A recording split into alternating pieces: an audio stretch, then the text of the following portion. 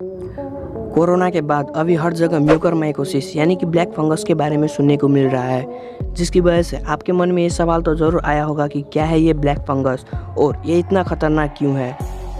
और इसलिए आज के इस वीडियो में हम बात करने वाले हैं ब्लैक फंगस के बारे में और जानने वाले हैं कि आखिर ब्लैक फंगस से कैसे लोगों को ज़्यादा खतरा है। तो ज़्यादा टाइम वेस्ट ना करते हुए सबसे पहले जान लेते हैं कि what is black fungus. Mucormycosis, जिसे ब्लैक फंगस और जाइगोमाइकोसिस भी कहा जाता है, ये एक रेयर और डेडली फंगल इन्फेक्शन है जो कि मोल्ड की एक प्रजाति की वजह से होता है, जिसे माइक्रोमाइसिटिस कहा जाता है। ये मोल्ड्स हमारे एनवायरनमेंट में बहुत कॉमन है।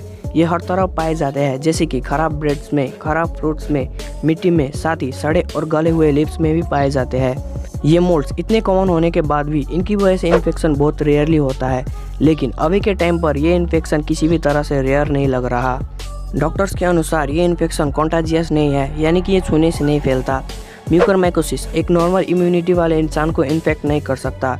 सिर्फ वही इंसान इस इन्फेक्शन का शिकार बनते हैं जिनकी इम्यूनिटी सिस्टम बहुत कमज़ोर होती है। अब बात कर लेते हैं कि कैसे लोगों को ब्लैक फंगस से ज़्यादा खतरा है। देखो, म्यूकरमाइकोसिस को ग्रो करने के लिए आयरन की ज़रूरत होती है, और अगर किसी भी इंसान की बॉडी में आयरन लोड ज़्यादा है तो वो आसानी से म्यूकरमाइकोसिस का शिकार बन सकता है। इसी तरह डायबिटीज़ पेशेंट जिन्हें अनकंट्रोल डायबिटीज़ है, और वो लोग जो आयरन थेरेपी पे है, इसी तरह जिन्हें सीवियर किडनी प्रॉब्लम है, या फिर वो लोग जो बहुत दिन से स्टेरॉइड थेरेपी पे है, इन लोगों में ब्लैक फंगस का ज़्यादा खतरा है। इसके अलावा ब्लैक फंगस शरीर पर किसी भी चोट या फिर घाव के जरिए बॉडी में इंटर कर सकता है। म्यूकरमाइकोसिस को अपॉर्चुनिस्टिक इन्फेक्शन भी बोला जाता है, क्योंकि ये किसी भी इंसान को इन्फेक्ट करने के लिए अपॉर्चुनिटी ढूंढता रहता है। यानी कि अगर किसी भी कारण से किसी भी इंसान का इम्यून सिस्टम लो हुआ तो म्यूकरमाइकोसिस उस पर अटैक कर देता है। अब बात कर लेते हैं कि ब्लैक फंगस कोविड पेशेंट के लिए इतना खतरनाक क्यों है। देखो, कोविड पेशेंट को सीवियर लंग इन्फेक्शन और इन्फ्लेमेशन से बचाने के लिए स्टेरॉइड का हाई डोज दिया जाता है।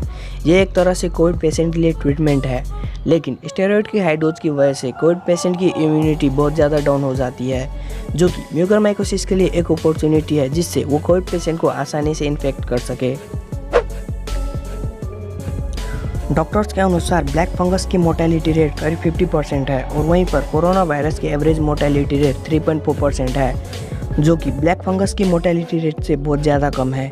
इसे इतना खतरनाक इसलिए भी माना जाता है क्योंकि ये पूरी बॉडी में बहुत तेज़ी से फैलता है, और ये हमारे लंग्स और ब्रेन को भी इन्फेक्ट कर देता है। साथ ही इसका कोई ट्रीटमेंट भी नहीं है। सिर्फ इंडिया में ब्लैक फंगस की मरीजों की संख्या 9000 से ज़्यादा हो चुकी है, और ये धीरे धीरे महामारी का रूप ले रही है।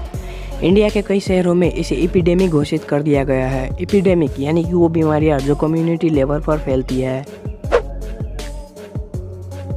म्यूकरमाइकोसिस 6 अलग अलग टाइप्स के हैं, जिनमें से राइनोसेरेब्रल म्यूकरमाइकोसिस सबसे कॉमन म्यूकरमाइकोसिस है, जो हमारे साइनस को अफेक्ट करता है, जिसमें नाक ब्लॉक हो जाता है और नाक में से खून निकलता है। इस म्यूकरमाइकोसिस के सीवियर कंडीशन में विजन लॉस भी हो सकता है। दूसरे टाइप्स के म्यूकरमाइकोसिस है पल्मोनरी म्यूकरमाइकोसिस, जो हमारे लंग्स को अफेक्ट करता है। इसी तरह क्यूटेनियस म्यूकरमाइकोसिस, जो हमारे स्किन को अफेक्ट करता है। गैस्ट्रोइंटेस्टाइनल म्यूकरमाइकोसिस, जो हमारे डाइजेस्टिव सिस्टम को अफेक्ट करता है। और एक है डिसेमिनेटेड म्यूकरमाइकोसिस, जो हमारे ब्रेन को अफेक्ट करता है। ब्लैक फंगस से बचने के लिए डॉक्टर मोस्टली एम्फोटेरिनिन बी, पोसाकोनाजोल, इसेवोकोनाजोल जैसे एंटी फंगल मेडिसिन प्रिस्क्राइब करते हैं। हालांकि सीवियर कंडीशन में सर्जरी करके इन्फेक्टेड पार्ट को रिमूव कर दिया जाता है। इसलिए अगर आप खुद को स्ट्रॉन्ग इम्यूनिटी वाला समझकर अगर इस इन्फेक्शन को इग्नोर कर रहे हो तो इसमें आपका ही घाटा है। इसलिए इस इन्फेक्शन से बचे रहने में ही भलाई है। अगर ये वीडियो आपको अच्छा लगा हो तो वीडियो को लाइक ज़रूर कर देना, और अगली वीडियो कौन सी टॉपिक पर चाहिए नीचे कमेंट में ज़रूर बताना। और हाँ, ऐसे इंटरेस्टिंग वीडियोस देखते रहने के लिए चैनल को सब्सक्राइब करने के साथ साथ बेल आइकन भी ऑन कर देना। मिलता हूँ आप सबको अगले वीडियो में, तब तक के लिए टेक केयर।